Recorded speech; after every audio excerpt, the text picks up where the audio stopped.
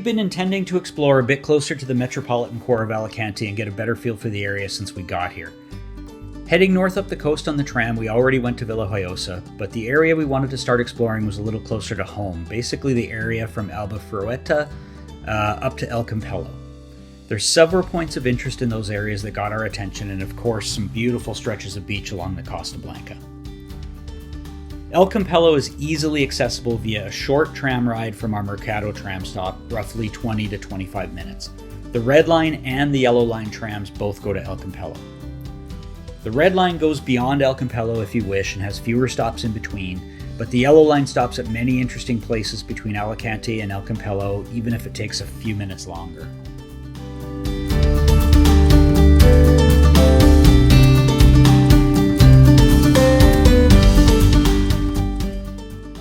One thing to remember though is that El Campello is within the Metropolitan Zone, or Zone A, which means you can't buy a return ticket at the vending machine. We discovered this when we were at the vending machine and we weren't sure what to do, so we asked the person attending the counter at the Mercado tram stop, who was very friendly by the way, and learned that we simply had to pick the single TAM ticket and then buy another one on the way back. Another interesting thing is that we couldn't find a ticket vending machine at the El Campello tram platform, so we simply bought one on the tram once we boarded. It was really simple and easy to do, and it's the same machine that you would find inside the stations. So once again, credit to the tram system in Alicante, very easy to use.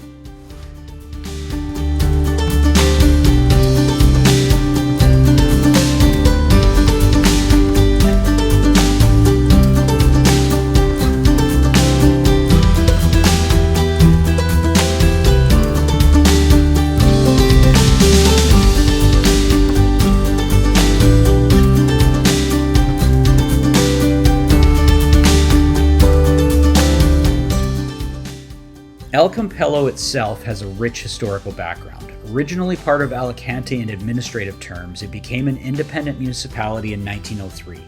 Its history dates back to much earlier times though, with archaeological evidence indicating human presence back from the Bronze Age.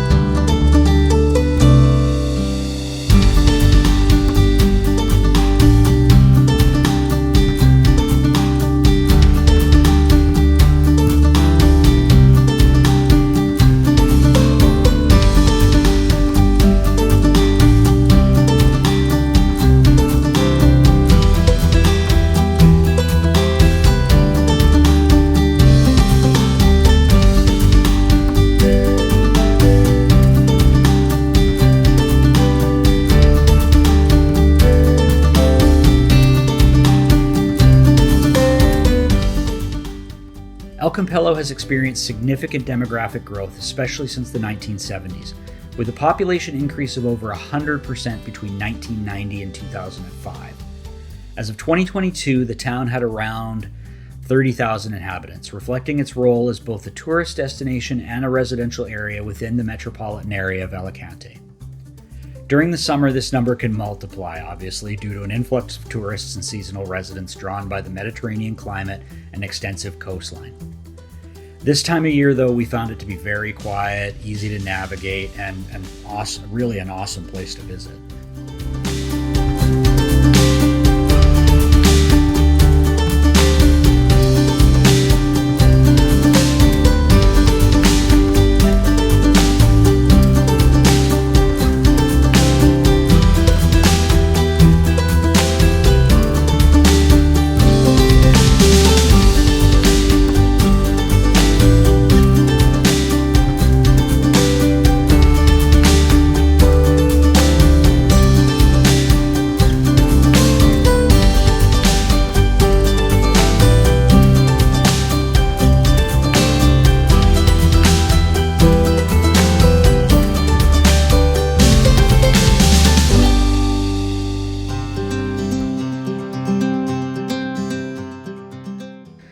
The economy of El Campello is predominantly tourist-driven, which has transformed the town's landscape and activity. With 23 kilometers of coastline, the town offers various beaches like Mucha Vista, attracting tourists for its sunny weather, water sports, and cultural attractions. We must have seen 100 restaurants along the beach walk through just the stretch that we walked. The focus on tourism has bolstered sectors like hospitality, construction services, small-scale commerce, but historically, agriculture and fishing were key economic activities. These have both seen a decline, though, with the town's pivot towards tourism in recent years.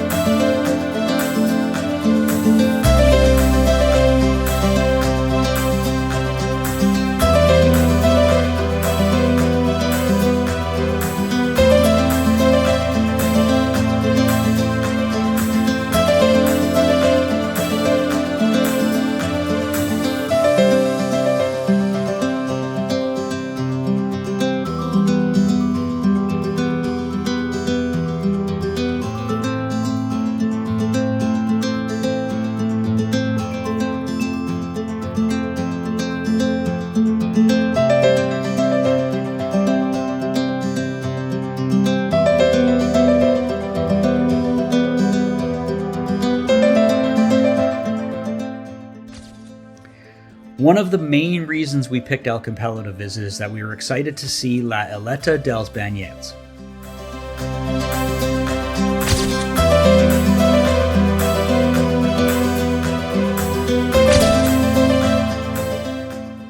This archaeological site is situated on what was once a small island, now a peninsula, connected by the artificial isthmus constructed in 1944. It's located near the coast, offering a picturesque setting with remnants of ancient structures against a backdrop of the Mediterranean Sea.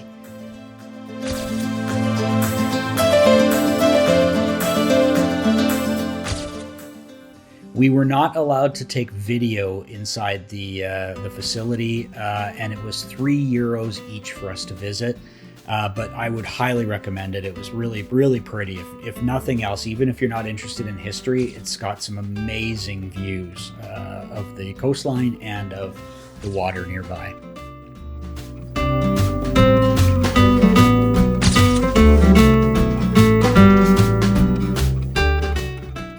Its history, though, goes way back. During the Bronze Age, there was an initial occupation with findings suggesting human presence from late in the 3rd millennium BC. In the Iberian period, from the 5th to the 3rd century BC, this area saw significant activity, including agricultural processing and fish conservation, indicating a bustling community. The settlement was abandoned around the 3rd century BC.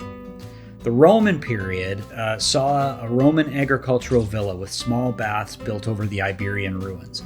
Notable are the fish farming pools which give the site its name, Bagnettes de la Reina, or Baths of the Queen.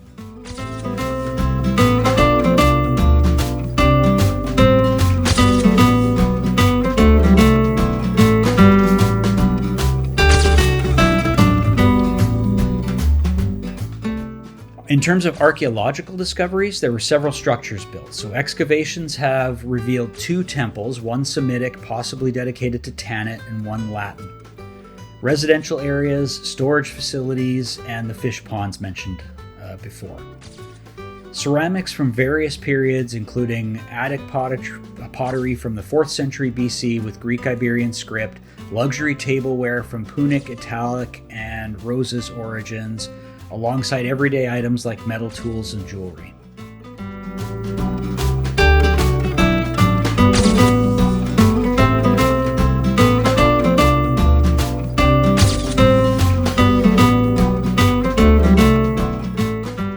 Again, I would definitely recommend going here. It was very quiet when we went. It was very easy to access. It's just at the end of the beach walk by the marina.